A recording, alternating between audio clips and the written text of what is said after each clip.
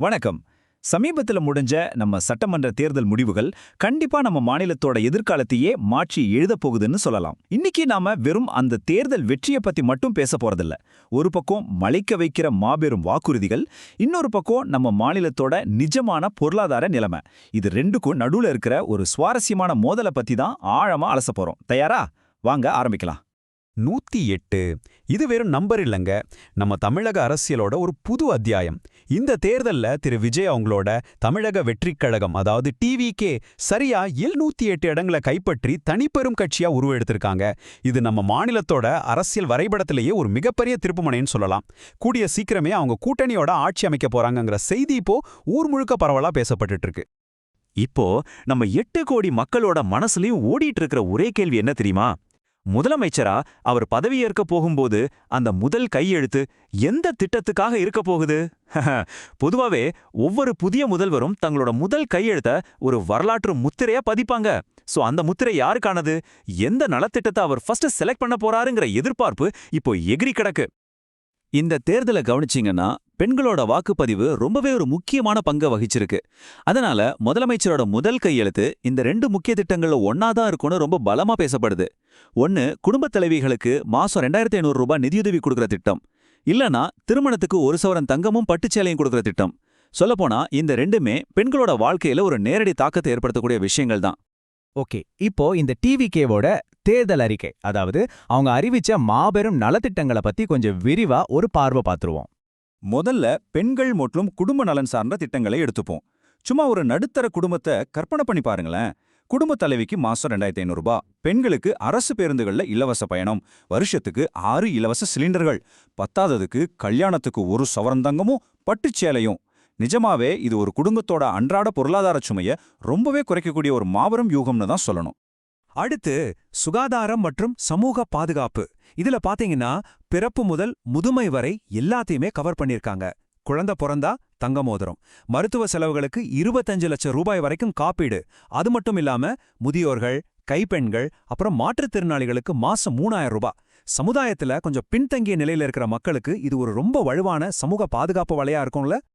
இப்போ இந்த குறிப்பிட்ட திட்டங்களை தாண்டி ஒட்டுமொத்த சமுதாயத்துக்கும் பொதுவான 2 முக்கியமான விஷயங்கள் இருக்கு. ஒன்னு, போதைப் பொருள் இல்லா தமிழ்நாடு அப்படிங்கிற ஒரு மாபெரும் முன்னெடுப்பு. இன்னொன்னு, எல்லா வீடுகளுக்கும் 200 யூனிட் இலவச மின்சாரம். இது என்ன பண்ணும்? மக்களோட அன்றாட வாழ்க்கை செலவை குறைக்கிறதோட மட்டுமில்லாம மாநிலத்தோட ஒட்டுமொத்த சுகாதாரத்தையும் மேம்படுத்துற நோக்கத்தை கொண்டிருக்கு. அடுத்து, இளைஞர்களுக்கான திட்டங்கள். இது இன்னும் பிரம்மாண்டமா இருக்குங்க. வேலையில்லா பட்டதாரிகளுக்கு மாசம் 4000 ரூபாய் கொடுக்க போறாங்க. அது மட்டும் இல்லாம புதுசா 5 லட்சம் அரசு வேலை வாய்ப்புகள் உருவாக்கப்படும்னு ஒரு அதிரடி வாக்குறுதி. சரி, சொந்தமா தொழில் தொடங்கலாம்னு நினைக்கிற இளைஞர்களா நீங்க? உங்களுக்கு 25 லட்சம் ரூபாய் வரைக்கும் கடனுதவி. சோ இது வேலையின்மையை நேரடியாக குறைக்கிறதோட நிறைய தொழில் முனைவோர்களையும் உருவாக்கும்னு நம்பலாம். நம்ம மாநிலத்தோட பொருளாதார முதுகெலும்பே விவசாயமும் மீன்வளத்துறையும் தானே. அதுக்கும் பக்காவான திட்டங்கள் வச்சிருக்காங்க. விவசாயிகளுக்கு வருஷா வருஷம் 5000 ரூபாய் நிதி உதவி ஒரு பக்கம் இருந்தாலும் 100% பயிர்க்கடன் தள்ளுபடி, அப்புறம் பயிர் காப்பீடு, இதெல்லாம் ரொம்பவே பெரிய அரசியல் மற்றும் பொருளாதார நகர்வு. அதேபோல மீன்பிடி தடைக்காலத்துல மீனவர்களுக்கு 27000 ரூபாய் நிவாரணம். சுருக்கமா சொல்லணும்னா இந்த துறைகளுக்கு இது ஒரு பெரிய பொருளாதார பூஸ்டா இருக்க போகுது. இப்போ இதுதான் ரொம்ப சுவாரஸ்யமான பகுதி. இவ்வளவு பிரம்மாண்டமான வாக்குறுதிகளை கேட்டு நாம ஆச்சரியப்படுற அதே நேரத்துல நிஜமான கலை யதார்த்தத்தை நாம பார்த்தே ஆகணும். வாக்குறுதிகள் கேட்கறதுக்கு ரொம்ப நல்லா இருக்கலாம், எல்லாரையும் ஈர்க்கலாம். ஆனா நம்ம மாநிலத்தோட தற்போதைய நிஜமான பொருளாதார நிலைமை என்ன?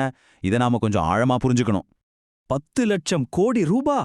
ஒரு செகண்ட் இந்த நம்பரோட பிரம்மாண்டத்தை யோசிச்சு பாருங்க.